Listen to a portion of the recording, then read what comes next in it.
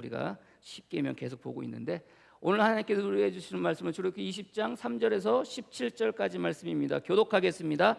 너는 나 외에 다른 신들을 내게 두지 말라. 너를 위하여 새긴 우상을 만들지 말고 또 위로 하늘에 있는 것이나 아래로 땅에 있는 것이나 땅 아래 물속에 있는 것에 어떤 형상도 만들지 말며 그것들에게 절하지 말며 그것들을 섬기지 말라. 나 내 하나님 여호와는 질투하는 하나님인즉 나를 미워하는 자의 죄를 갚되 아버지로부터 아들에게로 3,4대까지 이르게 하거니와 나를 사랑하고 내 계명을 지키는 자에게는 1,000대까지 은혜를 베푸느니라. 너는 내 하나님 여호와의 이름을 망령되게 부르지 말라. 여호와는 그의 이름을 망령되게 부르는 자를 죄 없다 하지 아니하리라. 안식일을 기억하여 거룩하게 지키라. 엿새 동안은 힘써 내 모든 일을 행할 것이나 일곱째 날은 내 하나님 여호와의 안식일인즉 너나 내 하나님이나 내 딸이나 내 남종이나 내 여종이나 내 가축이나 내 문 안에 머무는이라도 아무 일도 하지 말라. 이는 엿새 동안에 나 여호와가 하늘과 땅과 바다와 그 가운데 모든 것을 만들고 일곱째 날에 쉬었음이니라. 그러므로 나 여호와가 안식일을 복되게 하여 그날을 거룩하게 하였느니라. 내 부모를 공경하라. 그리하면 내 하나님 여호와가 내게 준 땅에서 내 생명이 길리라. 살인하지 말라. 간음하지 말라. 도둑질하지 말라. 내 이웃에 대하여 거짓 증거하지 말라. 다시 한번 우리 함께 봉독하겠습니다. 내 이웃의 집을 탐내지 말라. 내 이웃의 아내나 그의 남종이나 그의 여종이나 그의 소나 그의 낙이나 물은 내 이웃의 소유를 탐내지 말라. 아멘. 생각이 삶이다라는 제목으로 말씀 나누도록 하겠습니다. 우리가 지난주에 도둑질하지 말라는 말씀을 가지고 우리 같이 말씀을 나누었습니다. 십계명은 우리가 여러분들 한 말씀으로 주셨다고 그랬잖아요. 어느 것은 지키고 어느 것은 지키지 않는, 어느 것은 지킬 수 있고 어느 것은 지키지 못하는 것이 아니라 통으로 지켜야 되고 못 지키면 통으로 못 지키는 거라고 말씀을 드렸어요. 그래서 이제 그럼에도 불구하고 이제 10개의 계명 우리가 계속해서 나누고 있는데 우리가 지난주 하고 이제 우리가 이제 오늘 이제 2계명을 이제 마치려고 합니다. 시간이 될지 모르겠지만 잘 따라와 주시기를 바랍니다. 지난주에 이렇게 도둑질하지 말라는 계명을 나누면서 뭐라고 그랬습니까? 하나님께서 우리에게 주신, 특별히 우리가 도둑질하지 않는 것 같지만 우리의 삶 속에서 나는 깨끗하게 내가 언제 도둑질을 했어? 라고 생각을 할지 모르겠지만 나도 모르게 도둑질할 때가 많이 있다고 그랬잖아요. 나도 모르게 내 이웃의 것을 도둑질할 때도 있었고 하나님의 것도 도둑질할 때도 있었다고 그랬어요. 하나님께서 도둑질할 때는 뭡니까? 첫 소유가 누구 거라고요? 하나님의 거라고. 근데 우리는 첫 소유를 하나님께 드렸습니까? 여러분들의 자녀들의 첫 그 장남들을 여러분들 하나님께 드렸나요? 안 드렸어요. 이게 뭐라고요? 그렇죠, 여러분들. 이게 참 마음이 어렵지만 그래요. 첫 소유, 첫 태생은 다 하나님의 것이라고 말씀을 드렸어요. 그리고 여러분들 또 하나님의 것이 또 뭐라고요? 안식일, 그 시간이 또 누구의 것? 하나님의 것. 근데 우리가 그 안식일을 내가 거룩하게 지키지 못한다면, 안식일을 기억하여 거룩하게 지키라고 하는 말씀을 내가 그 계명을 지키지 못했으면 여러분들 어떻게 되는 거예요? 그 시간을 우리는 뭐 한 겁니까? 하나님의 그 시간을 내가 훔치는 거예요. 도둑질하는 거예요. 나는 안 그럴 것 같은데 나도 모르게 그렇게 했다는 거죠. 그리고 여러분들 또 누가 또 무엇이 또 하나님의 것이라고요? 말라기의 말씀처럼 11조나 각종 봉헌물이 누구의 것? 하나님의 것. 근데 나도 모르게 그것을, 아니 알면서도 그것을 때로는 뭐예요? 도둑질할 때가 있더란 말이죠. 그러니까 우리는 살아가면서 십계명을 바라볼 때 나하고 상관없는 계명처럼 보여질지 모르겠지만 그러나 엄밀히 우리의 삶을 찾고 보면은 내가 십계명을 어기면서 살아갈 때가 너무나도 많이 있었구나라는 생각을 하게 돼요. 그리고 우리의 삶을 돌이켜 볼 때 우리가 참 이 계명을 우리에게 주셨는데 이 계명이 뭐라고 그랬어요? 우리의 삶의 지침이라고 그랬잖아요. 사용 설명서라고 그랬잖아요. 성도로서 어떻게 살아가야 할지에 대해서 주님께서 우리에게 주신 말씀이라고 그랬잖아요. 그래서 이 말씀대로 살아가야 되는데 근데 돌이켜 보니 이 말씀대로 살아지지 못했던 우리의 모습이 계속해서 적나라하게 우리가 드러나는 거 아닙니까? 그럼에도 불구하고 하나님께서 이 말씀을 통해서 다시 한번 우리가 이 땅 가운데 성도로서의 삶을 살아가도록 만들어 주신다는 것을 여러분들이 믿으시기를 바랍니다. 특별히 우리가 이제 9번째, 10번째 계명을 통해서 우리가 이제 어떤 마음을 가지고 살아가는지에 대해서 우리가 같이 말씀을 나눌 텐데 오늘 본문의 말씀에 뭐라고 이야기하고 있습니까? 그 9번째 계명이 내 이웃에 대하여 거짓 증거하지 말라라고 이렇게 되어져 있어요. 우리 생각으로는 거짓 증거하지 말라고 그러니까 뭐 거짓말하지 말라는 것처럼 우리가 생각을 하잖아요. 근데 여러분들 거짓 증거라는 것은 법적 용어예요. 뭐 오늘 증거라는 말이 쓰여지기도 하고 어떤 곳에는 증언이라는 말이 쓰여지기도 합니다. 그것은 뭡니까? 증언이든 증거든 그것은 여러분들 법정에서 사용되어지는 용어예요.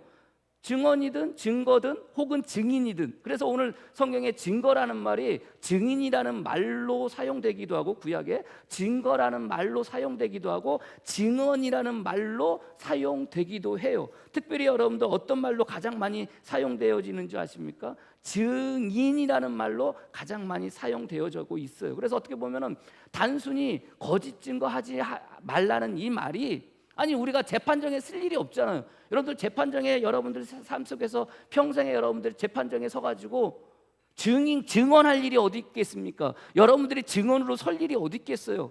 여러분들이 증언이 되어져서 여러분들이 증거할 일이 어디 있겠습니까? 없어요. 그런데 오늘 성경의 말씀은 너희는 거짓 증거하지 말라. 이웃에 대하여 거짓 증거하지 말라라고 분명히 이야기하고 있어요. 이야기는 뭡니까? 우리의 삶은 재판장에 설 것처럼 설지 않겠지만 그러나 어떻게 보면 이것은 우리의 삶이 곧 뭐예요? 재판장과 같은 삶이 되어줄 수 있다는 것을 여러분들이 아시기를 바랍니다. 그래서 거짓 증거하지 말라, 증언하지 말라, 증인으로 그렇게 하지 말라는 거예요. 그 얘기는 뭡니까? 증거나 증인이나 증언이라는 것은 재판정에서 여러분들 판결을 내릴 수 있게 하는 지침이 되어지는 거예요. 기준이 되어지는 거예요.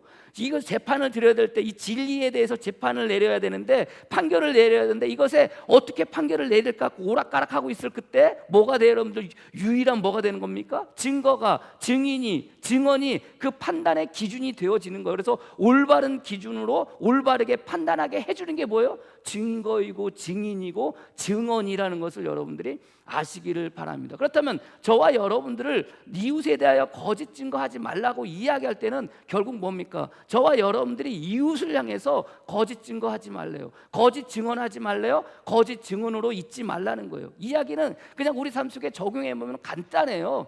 이웃을 향해서 혹은 여러분들이 사람들을 향해서 뭐 하지 말라는 거예요?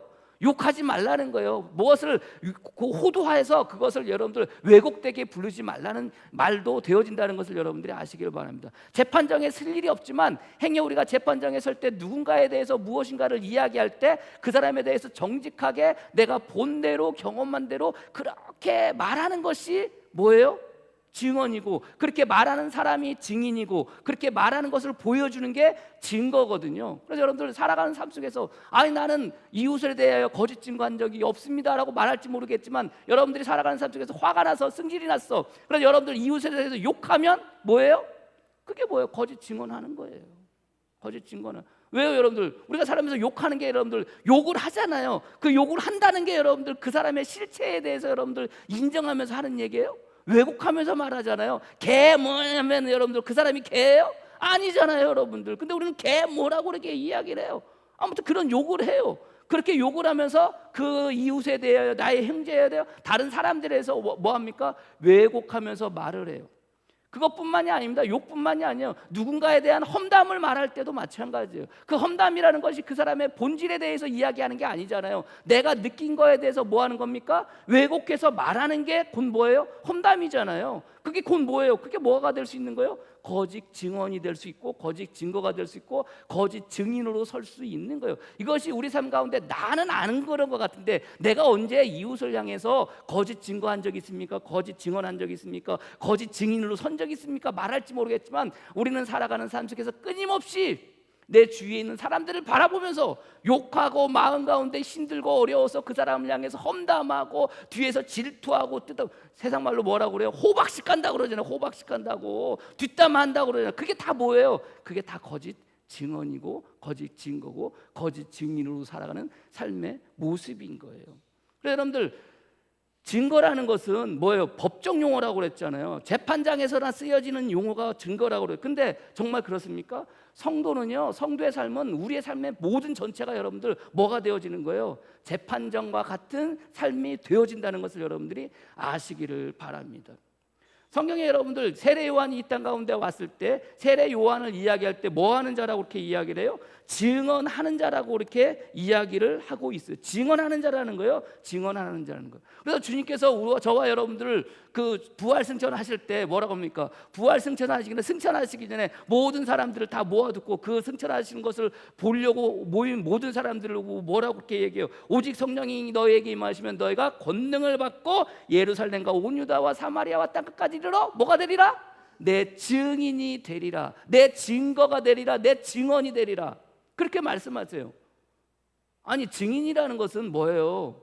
재판 용어라고 그랬잖아요. 재판정에서나 쓸 수 있는 용어라고 그랬잖아요. 근데 여러분들, 이 제자들이 주님이 부활하시는 것을, 부활 승천하는 것을 뭐 하는 자라고 이렇게 이야기를 해요? 증인이 된다는 거예요. 그 이야기는 뭐예요? 우리의 삶이 뭐가 되는 겁니까? 재판정이 되는 거예요. 그래서 우리의 삶을 통해서 뭐 하는 거예요? 사람들이 진리를 판결할 수 있게 만드는 거예요. 그래서 주님께서 부활 승천하시고 너희는 증인이 되리라고 하시고 난 다음에 어떻게 할 줄 아세요? 그 다음 구절이 이렇게 됩니다. 이 말씀을 마치시고 그들이 보는데 올라져 가시니 구름이 그를 가리어 보이지 않게 되더라. 보이지 않게 하더라. 구름이 주님께서 올라가시는데요, 하늘 승천하시는데 구름이 하늘로 올라가시는 그 주님을 뭐예요? 보이지 않게 하는 거예요. 근데 중요한 것은 하늘로 올라가신 것을 본 사람이 있어요, 없어요? 있어요. 그 사람들이 누구예요? 증인이에요. 그 사람들은 뭘 해야 돼요? 예수님이 하늘로 올라가셨다는 것을 증언하고 증인으로서 증거자가 되어져야 되는 거예요. 그래서 주님께서 너희가 증인이 되리라고 그러고 보이지 않게 되는 거예요. 그러나 이 땅에 남은 증인들은 뭐 하는 거예요? 예수님을 본 사람으로 증인으로 살아가는 거예요. 세례 요한의 이야기를 했지만 세례 요한도 마찬가지입니다. 요한복음 1장 7절 8절 말씀에 하나님으로부터 보내심을 받은 사람이 있으니 그의 이름은 요한이라. 세례 요한에 대한 이야기의 소개예요. 그가 증거하러 왔으니, 자, 증언하러 왔으니 곧 빛에 대하여 증언하고 모든 사람이 자기로 말미암아 얻게 하려 함이라. 그는 이 빛이 아니요 이 빛에 대하여 뭐하러 온 자라? 증언하러 온 자라. 누가? 세례 요한이. 하나님의 부르심을 받은 사람은 어떤 사람이에요? 증인으로 살아가는 삶이에요. 하나님의 부르심을 받은 사람은 어떤 사람이에요? 증거로 살아가는 사람이에요. 하나님의 부르심을 받은 사람은 어떻게 살아가는 거예요? 증언하는 사람이에요. 그래서 나중에 그 성령을 받고 제자들이, 특별히 이제 베드로가 나가서 뭐 합니까? 나가서 말씀을 전하고 증거하잖아요. 증거할 때마다 베드로의 입에서 나오는 말은 다른 거 아니에요. 그냥 끊임없이 자기가 뭐 한다는 거예요? 증언한다고 그렇게 이야기를 해요. 증언한다고 이야기를 해요. 사도행전 3장 32절 말씀에 이 예수를 하나님이 살리신지라 우리가 이 일에 뭐 하는 자로다? 증인이로다. 사도행전 3장 15절 말씀에 동일하게 이야기합니다. 생명의 주를 죽였도다. 그러나 하나님이 죽은 자 가운데서 그를 살리셨으니 우리가 이 일에 뭐라? 증인이라. 사도행전 5장 32절 말씀에 우리가 이 일의 증인이요 하나님이 자기에게 순종하는 자에게 주신 성령도 그러하니라 하더라. 스스로 증인이라는 거예요. 누가? 베드로가. 난 증인이야. 내가 증인은 뭐 하는 자예요? 증언하는 자예요. 증인은 증언하는 자로서 그 증인이 뭐가 되는 거예요? 스스로가 증거가 되어지는 거예요. 어디에서? 삶 속에서. 저와 여러분들의 삶 속에서도 여러분들이 뭐가 되는 거예요? 증거가 되어지는 거예요. 여러분들이 증인이 되어지는 거예요. 여러분들이 증언자가 되어지는 거예요. 믿으십니까? 저와 여러분들 그렇게 부름받은 거예요. 단순히 예수 믿고 끝나는 게 아니에요. 예수 믿음을 통해서 여러분들은 증인이 되었고 증거자가 되었고 증언하는 자가 되어졌다는 것을 여러분들이 믿으시기를 바랍니다. 그런데 이 증인이, 이 증언하는 자가, 이 증거자가 이웃에 대하여 거짓 증거한다는 것은 뭐예요? 우리의 삶의 모습이 그렇게 살지 못하면 어떻게 되는 거예요? 거짓 증거하는 거예요. 여러분들이 부름받은 자로 이 땅 가운데 살아가셔야 되는데 그렇게 살지 못하면 여러분들 어떻게 되는 거예요? 거짓 증거자가 되어지는 것이라는 것을 여러분들이 아시기를 바랍니다. 그래서 여러분들 가룟 유다가 죽고 난 다음에 가룟 유다를 대신해서 이제 마띠아를 이제 새로 제비 뽑아서 여러분들 제자를 삼지 않습니까? 그 제자를 삼을 때 뭐라고 이야기하냐면 사도행전 1장 22절 말씀에 항상 우리와 함께 하는 사람 중에 하나를 세워 우리와 더불어 예수께서 부활하심을 증언할 사람이 되게 하여야 하리라. 이렇게 증언하게 한다는 거예요. 증거자로 세운다는 거예요. 증인으로 세운다는 거예요. 누구를? 가룟 유다 대신 새로 세우는 사도를 저와 여러분들 이 땅 가운데 그렇게 부름 받은 거예요. 그저 예수 믿고 구원받은 것으로 끝나는 게 아니에요. 예수 믿고 구원받음을 통해서 여러분들이 증인이 되어지는 거예요. 여러분들이 증거자가 되어지는 거예요. 여러분들 그 증인으로 증거자로 뭐 하시는 거예요? 증언하는 자로 세움받았다는 것을 여러분들이 믿으시기를 바랍니다. 이게 저와 여러분들의 모습이에요. 그래서 거짓 증거하지 말라는 것은 어떻게 보면 이 말씀을 통해서 우리가 법정에 설 일은 없지만 그러나 이것을 바라보다 이웃에 대하여 저와 여러분들이 증인으로 증거로 증언하는 자로 우리에게 주어진 삶을 살아가는 거예요. 그래서 여러분들을 통해서 누가 나타나야 되는 거예요? 예수 그리스도의 참모습이 드러나야 되는 거예요. 여러분들을 통해서 뭐가 나타나야 돼요? 누가 나타나야 돼요? 하나님이 드러나야 되는 거예요. 하나님의 영광이 여러분들을 통해서 나타나줘야 되는 거예요. 만약에 여러분들을 통해서 하나님의 영광이 가려워지면 그게 뭐예요? 그게 거짓 증언자예요. 그게 거짓 증거하는 거예요. 부름받고 이 땅 가운데 살아갈 때마다 여러분들의 모습 속에서 누가? 예수 그리스도가, 여러분들의 삶 속에서 누가? 하나님의 영광이 그대로 드러나면서 살아가는 것이 저와 여러분들의 삶의 모습이라는 것을 여러분들이 믿으시기를 바랍니다. 이게 우리들의 삶의 모습이 되어진 거예요.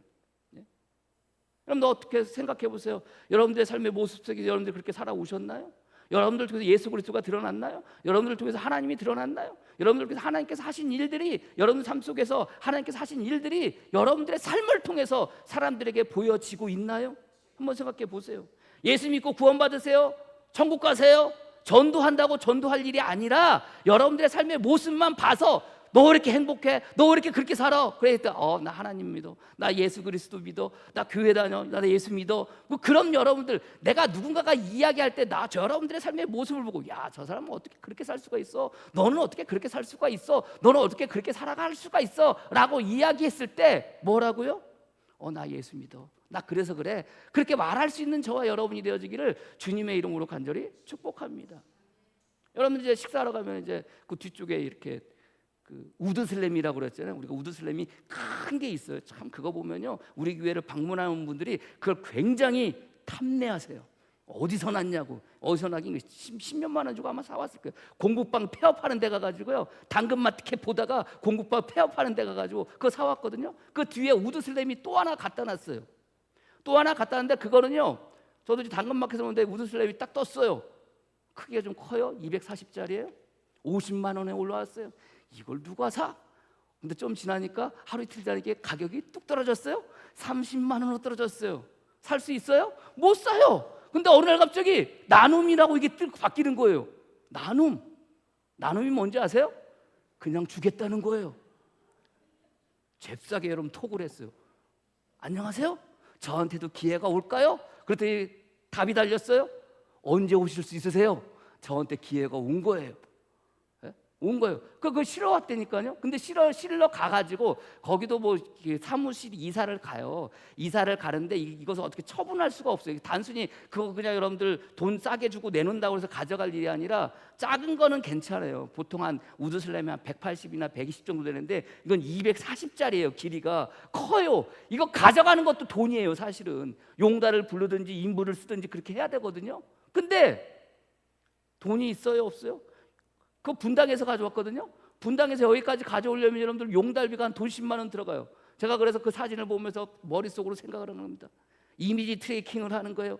이게 이렇게 생겼으니까 이렇게 하면 뒤집으면 어떻게 될 것이고, 어떻게 하면 해체가 될 것이고, 어떻게 되면 분해가 될 것이고, 그걸 여러분들 하루 전날 그걸 딱 보고 가지러 오세요, 가져가세요라고 하는 순간부터 계속해서 생각하는 거예요.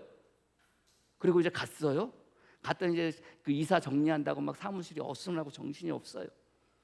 저 혼자 가려고 하는데 집사람이 같이 가야 된다는 거예요. 자기가 도와줄 일이 있다는 거예요. 그래, 그럼 같이 가. 당신은 여기 있어. 나 혼자 올라갈 테니까, 내가 정말로 힘들면 당신을 부를 테니까. 집사람이 아니라는 거예요. 같이 올라가야 된다는 거예요. 왜 그런지 아세요? 저는 그냥 저 혼자 가서 나눔하는 일이, 그러니까 저 혼자 가서 그냥 했으면 하는 마음으로 집사람 보고 지금 차에 있으라고 하는데 집사람이 굳이 오겠다는 거예요. 올라갔어요. 딱 가는 순간 제가 뭐 했다고 그랬어요? 이미지 트래킹 했다고, 트레이닝 했다고 그랬잖아요. 이미지 트레이닝.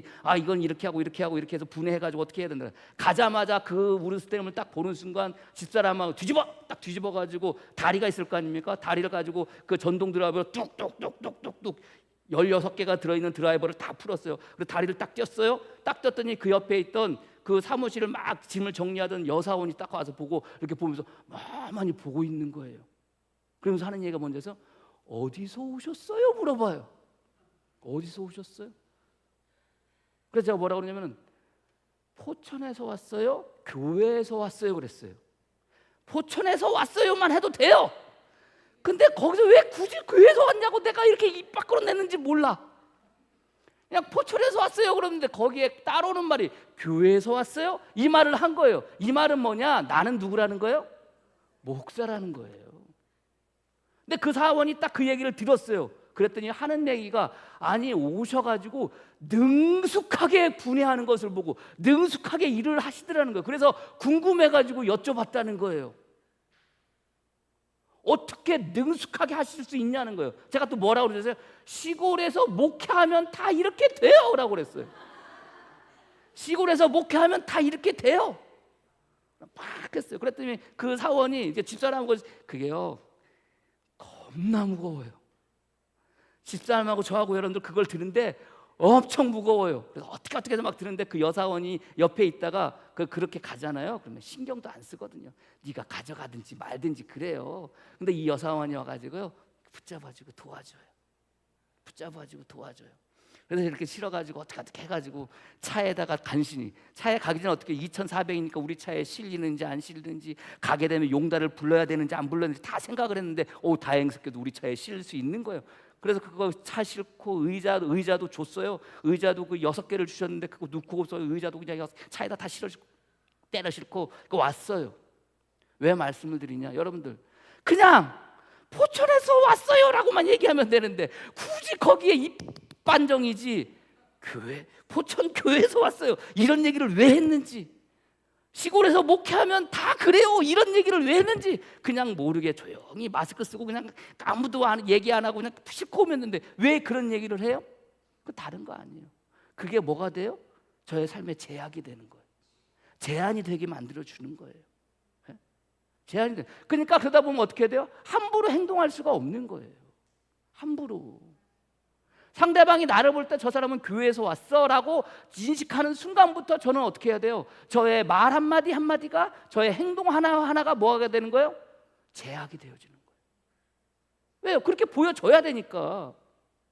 물건을 다 실었어요. 끝나고 난 다음에 다시 올라갔어요. 그래서 직원이 몇 분 계세요? 그러니까 4명이 있대요. 다들 아이스 커피 드시죠? 그러니까 먹는데요. 그럼 제가 아이스 커피를 사다. 왜 나눔이니까 공짜로 받아왔잖아요. 그거 뭐 살려면 돈 100만 원 되는 거를 그냥 가져왔으니까. 그걸 가져와가지고 의자를 어떻게 처분하려고 보니까 의자 하나가 17만 8천 원인가 그래요. 그걸 6개를 가져왔거든요. 그 돈으로 치면 얼마예요? 그래서 너무 감사해가지고 커피라도 사주려고, 아이스 커피라도 사주려고 커피 드실래요? 그러니까 됐다고, 아침에 먹었다고, 안 먹어도 된다고, 감사하다고 그러고 싣고 왔어요. 네? 어떻게 보면 제가 교회에서 왔습니다라고 말하는 순간 그 직원이 옆에서 도와주는 거예요. 네? 저에 대해 제가 누구인지 아는 순간 그 사람이 저를 도와주는 거예요. 말 안 하고 지나갈 수도 있어요. 모른 척하고 지나갈 수 있어요. 저도 그냥 포천에서 왔어요라고 말만 하고 끝날 수도 있어요. 그러나 교회에서 왔어요라고 말하는 순간 그 교회에서 왔어가요가 뭐가 되는 거예요? 나의 본질이 되어지는 거예요. 여러분들의 삶의 본질은 이 땅 가운데 살아가면서 뭘로 살아가는 거예요? 증거로 살아가는 거예요. 증인으로 살아가는 거예요.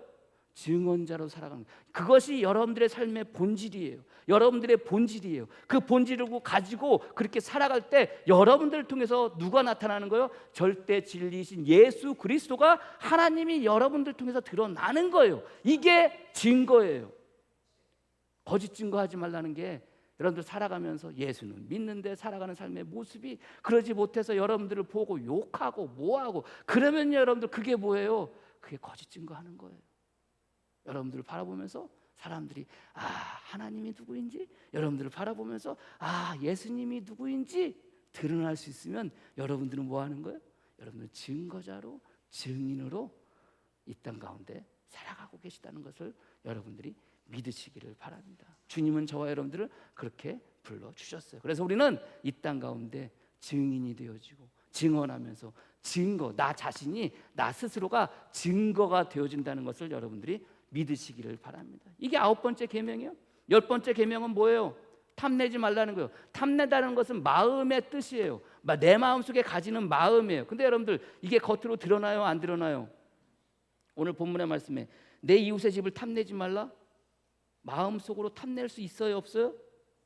있어요. 우리 교인 중에 누가 좋은 차를 끌고 왔어. 마음속으로 좋은 차를 끌고 왔네. 저거 타고 싶네. 이런 마음 가질 수 있어요, 없어요? 가질 수 있어요. 근데 이게 뭐가 돼요? 오늘 성경은 죄가 된다는 거예요. 이게 어떻게 죄가 돼요? 그런 마음 가질 수 있잖아요. 친구 집에 갔더니 친구 집이 너무 좋아. 야, 이런 집에서 살고 싶다. 이런 마음 가질 수 있어요, 없어요? 있어요. 이게 죄인가요? 아니에요. 겉으로 드러난 게 아니잖아요. 마음으로만 먹은 거잖아요. 탐을 낸다는 것은 그 마음 가운데 가졌으면 좋겠다라는 생각을 가지는 거죠. 이게 실행에 옮겨진 게 아니잖아요. 예? 이게 뭐 실행에 옮기다가 걸리면은 미수라고 그러죠. 미수. 근데 미수도 아니야. 이건 마음속으로만 먹은 거니까. 예? 근데 여러분들 성경은 이 마음속으로 먹은 것도 뭐라는 거예요? 죄라는 거예요. 우리가 십계명을 계속해서 나누면서 뭐라고요? 형제에게 나가라고 하는 자가 뭐 하라는 거예요? 살인자라는 거예요. 형제에게 나가라고 한 자는 뭐 하라는, 나가라는 게 어리석은 놈이라고 욕했다고 그러는 거라고 그랬잖아요. 그러니까 형제에게 욕한 게 뭐가 되는 거예요? 살인인가요? 아니잖아요. 욕만 한 거잖아요. 형제를 미워하는 자가 살인자다. 아니, 미워할 수 있잖아. 이거는 미워한다는 것은 뭐 마음이잖아요. 마음인데 형제를 미워하는 게 곧 뭐 했다는 거예요? 사람을 죽였다는 거예요. 마음 먹은 건데 이게 어떻게 죄가 돼요? 음란한 마음을 품고 여자를 보고 오는 것조차가 뭐예요? 이게 간음이네. 말도 안 되는 소리. 그런 마음 얼마든지 가질 수 있잖아요. 그렇지 않습니까? 우리의 마음이, 우리의 생각이 얼마든지 그런 생각 가질 수 있어요. 근데 오늘 성경 마지막 말씀은 그런 생각조차도 하지 말래요. 그렇게 될 수 있는데 왜 그런지 아세요? 이게 히브리적 사고예요. 히브리적 사고는요, 마음에 생각한 것이 곧 무엇으로 나타난다? 행동으로 나타난다는 거예요. 그래서 마음속으로 먹은 것이 뭐 하는 거예요? 행동으로 나타날 수밖에 없다는 거예요. 그래서 창세기 2장 시작하면서 여러분들 누구 얘기가 나와요? 아담과 하와 이야기가 나와요. 하나님께서 에덴 동산에 아담과 하와를 두시고 여러분들 다 그 땅에 있는 모든 것을 다 먹어도 되는데 너희는 무엇을 먹으면 안 돼? 선악을 알게 하는 나무의 열매를 결코 따먹으면 안 돼 라고 말씀하시잖아요. 근데 그때 누가 와요? 뱀이 와서 꼬드겨요. 저거 먹으면 하나님처럼 선악을 알게 돼. 먹어. 그렇게 하니까 뭐라고 그래요? 하와가 그것은 만지지도 말고 먹지도 말고 만지지도 말라고 그렇게 이야기를 해요. 그게 선악과를 바라보는 아담과 하와의 원래의 마음이었어요. 그럼 여러분들 선악과 그 나무 근처에 가기나도 했겠습니까? 행여라도 만지면 뭐가 되는 거예요? 먹게 되면 너희가 먹으면 죽고 죽으리라, 정령 죽으리라, 반드시 죽는다는 말씀이거든요. 그러니까 여러분들 감히 그 곁에 갈 수가 없는 거예요. 그 선악과를 바라볼 수도 없는 거예요. 왜요? 만지고 먹는 순간 죽게 되니까. 그것이 원래 하와와 아담의 마음이었어요. 근데 뱀이 와서 꼬드겨요. 아니야 안 죽어. 먹어도 얼마든지 먹어. 절대 죽지 않아. 하나님처럼 선악을 알게 돼 라고 이야기할 때 그때 그 보이지 않던 선악과가 눈에 딱 보이기 시작하는 거예요. 누구의 눈에? 하와의 눈에. 선악과를 봤더니 뭐라고 그래요?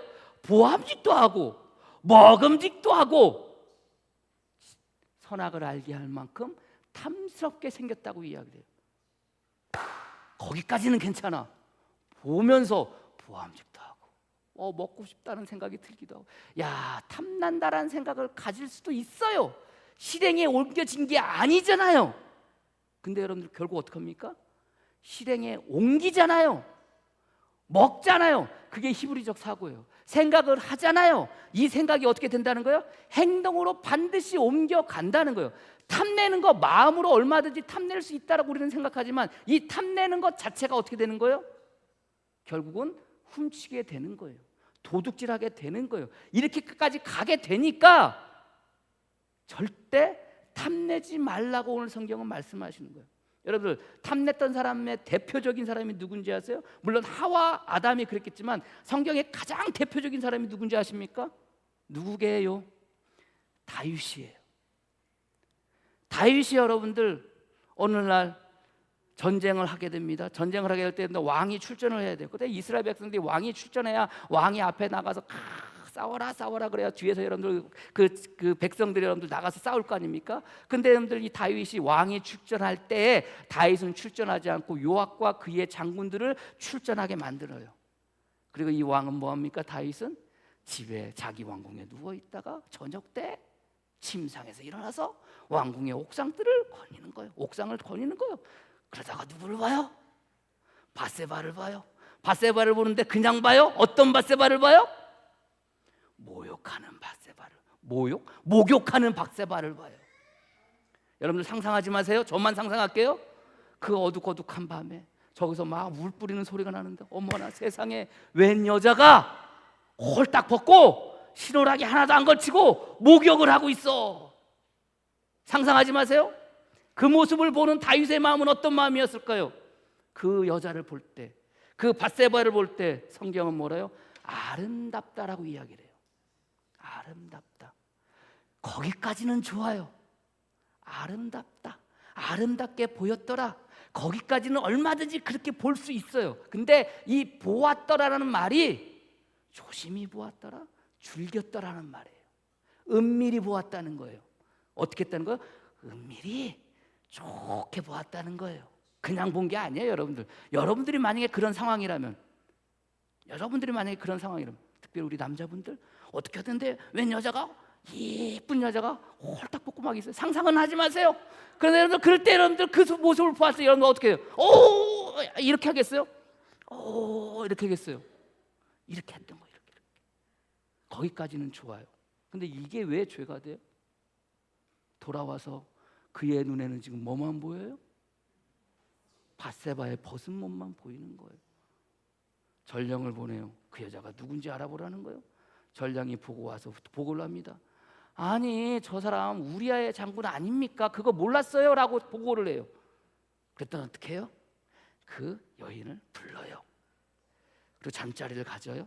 잠자리를 가졌는데 어머나 세상에, 임신을 해요. 임신을 했는데 여러분들 그 남편은 어디가 있어요? 전쟁터에 나가 있어요. 누구의 아이예요?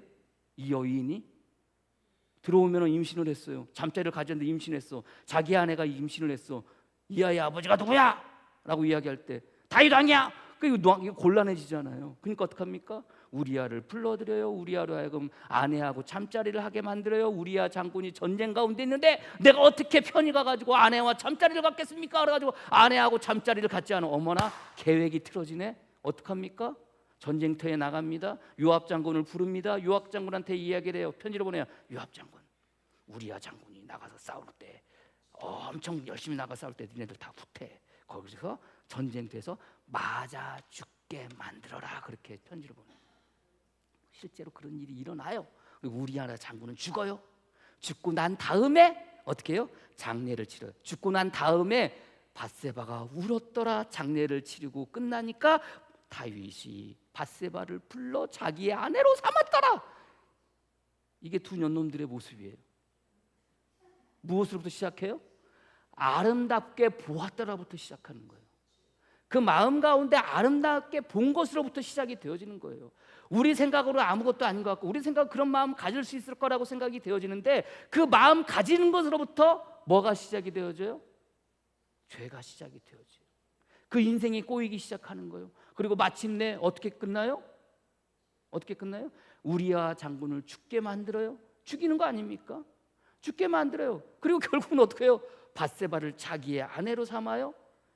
사무엘하 11장 맨 마지막에 뭐라고 이야기해요? 다윗이 행한 이 모든 것들을 바라보며 여호와께서 악으로 여겼더라. 악으로 여겼더라. 아름다웠다는 말이 어떤 말인 줄 아세요? 선이라는 말이에요. 보시기에 좋았다라는 말하고 동일한 단어예요. 토부라는 단어예요. 바라볼 때는 아름다웠는데 그 아름다움에 뭐가 들어가니까? 은밀히 보는, 자기의 재미를 보는 그런 욕심이 들어가니까 무엇으로 끝나요? 악으로 끝나요. 그런데 오늘 본문의 마지막 10계명은 우리의 마음을 이야기하는 것 같지만 이 마음이 결국 어디까지 이어진다는 거예요? 행동으로까지 이어지게 된다는 거예요. 그러니까 아예 처음부터 그런 마음도 먹지 말라는 거예요. 말라는 거예요. 우리가 살아가는 삶 속에서 끊임없이 우리는 살아갑니다. 우리는 언제든지 얼마든지 이런 마음으로 우리가 가질 때가 있어요. 그러나 그런 마음조차도 여러분들 갖지 말라고 10계명은, 마지막 계명은 이야기하고 있어요. 자, 마음이 뭐가 된다고 그랬어요? 행동이 된다고 그랬어요. 자, 그럼 여러분들이 마음 가운데 우리가 1계명부터 10계명까지 쫙 우리가 같이 공부를 했어요. 지난 몇 달 동안. 자, 이 계명이 지키기 쉬워요, 어려워요? 쉬워요, 어려워요? 대답을 못 하세요, 진짜. 쉽다, 어렵다. 쉬워요? 아멘. 어려워요? 예. 자, 쉽다, 어렵다. 이것도 아니고 저것도 아니에요. 예? 지키기 어려워요? 쉬워요. 자, 생각이 뭐가 된다고 그랬어요? 행동이 된다고 그랬잖아요. 마지막 계명은 우리들의 마음에 대한 계명이라고 했잖아요. 생각이 뭐가 돼요? 행동이 돼요. 자, 다시 한번 물어요. 이 주님께서 우리에게 주신 이 10계명은 지키기 쉽다? 어렵다? 생각이 뭐가 된다고요? 행동이 된다고. 우리는 이 계명을 지킬 수 있다? 없다? 있어요? 없어요? 이것도 아니고 저것도 아니고 나도 몰라. 이거 몰라. 목사님이 말하는 순간 이거 헷갈리고. 여러분들 뭐가 돼요? 생각이 행동이 되어진다고 그랬잖아요. 히브리적 사고라고 그랬잖아요. 이게 성도들의 사고의 모습이 되어지는 거예요. 그래서 생각이 뭐가 되는 거예요? 행동이 되는 거예요. 자, 이 계명은 10계명은 지키기 쉽다, 어렵다? 쉽다. 쉬우면은 우리는 이 계명을 지킬 수 있다, 없다? 있다. 있으면 여러분들 이게 뭐가 되는 게 우리 삶 속에 행동이 되어지는 거예요. 행동이 되어지는 거예요.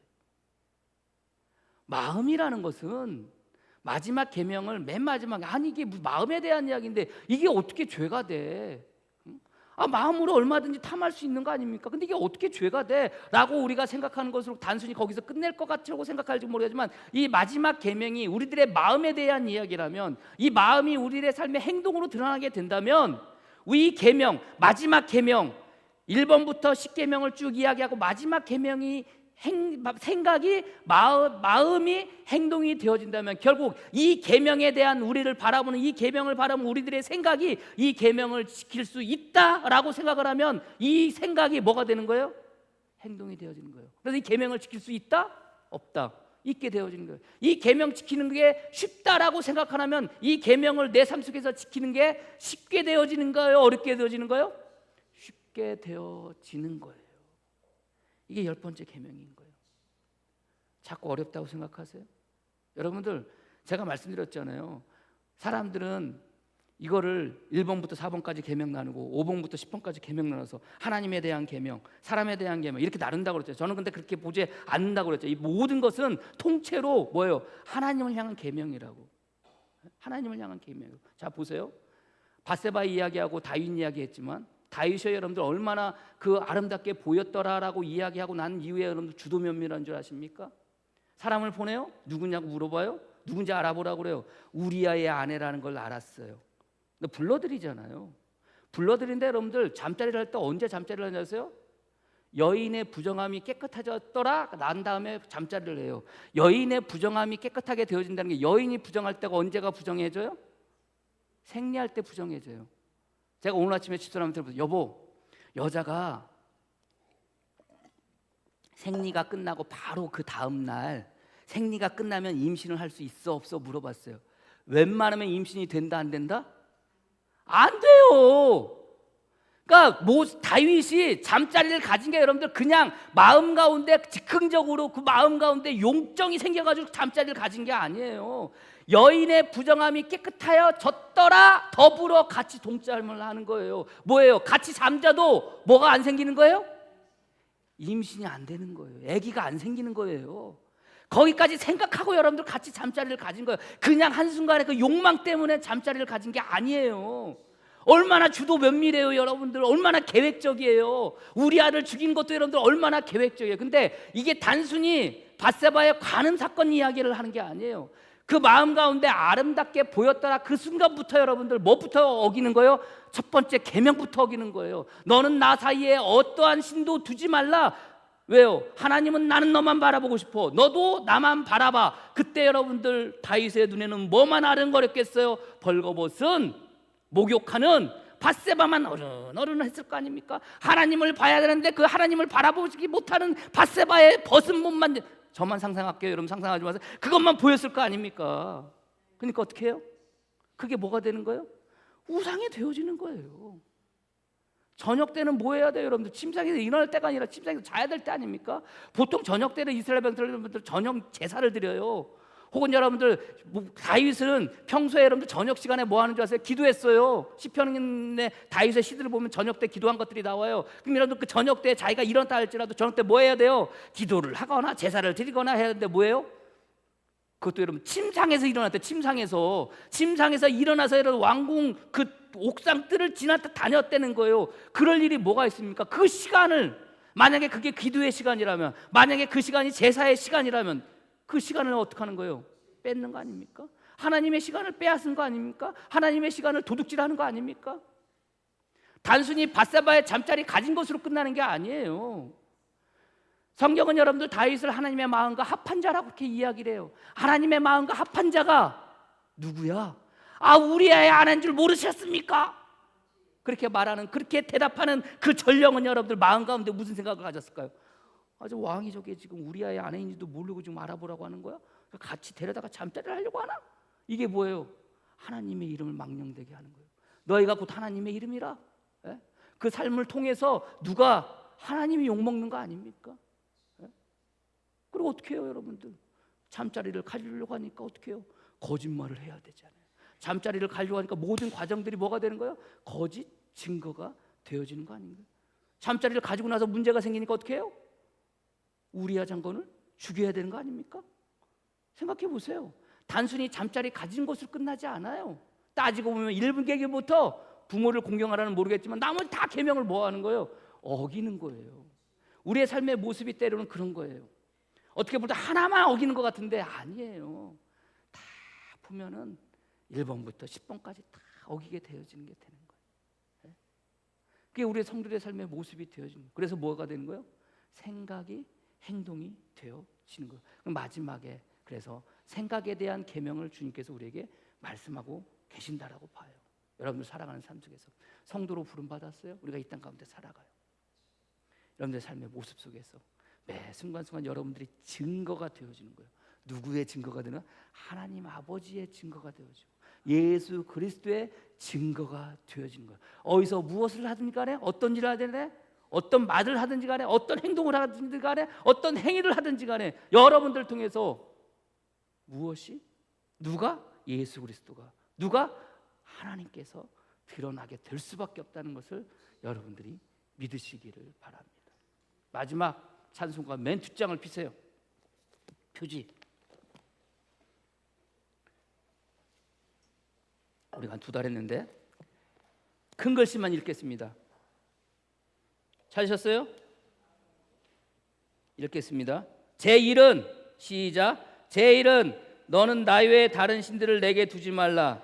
제2는 너를 위하여 새긴 우상을 만들지 말고 또 위로 하늘에 있는 것이나 아래로 땅에 있는 것이나 땅 아래 물속에 있는 것에 어떤 형상도 만들지 말며 그것들에게 절하지 말며 그것들을 섬기지 말라. 제3은 너는 내 하나님 여호와의 이름을 망령되게 부르지 말라. 제4는 안식일을 기억하여 거룩하게 지키라. 제5는 내 부모를 공경하라. 제6은 살인하지 말라. 제7은 간음하지 말라. 제8은 도둑질하지 말라. 제9는 내 이웃에 대하여 거짓 증거하지 말라. 제10은 내 이웃의 집을 탐내지 말라.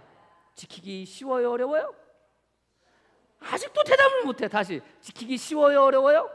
쉬워요. 지킬 수 있다 없다? 기도하겠습니다. 하나님, 우리가 거의 2달, 3달 동안 아버지 하나님 십계명을 같이 나누었습니다. 우리에게 주신 말씀, 내가 너희를 소유 삼고 제사장 나라 삼고 거룩한 백성으로 삼아 주시고 하셨을 때 어떤 말씀이든지 하시옵소서 우리가 행하겠나이다라고 할 때 주신 말씀입니다. 아버지 하나님, 우리 것이 말씀이 우리의 삶의 지침이 되게 하여 주시고 이 말씀 지키는 것이 어려운 것이 아니라 우리는 이 말씀대로 살 수 있음을 우리들 마음 가운데 품고 살아가게 하여 주시옵소서. 그리하여 마침내 주님의 소유로 제사장 나라로 거룩한 백성으로 살아내는 복된 성도들 되어지게 주님 축복하여 주시옵소서. 예수님의 이름으로 기도합니다. 아멘.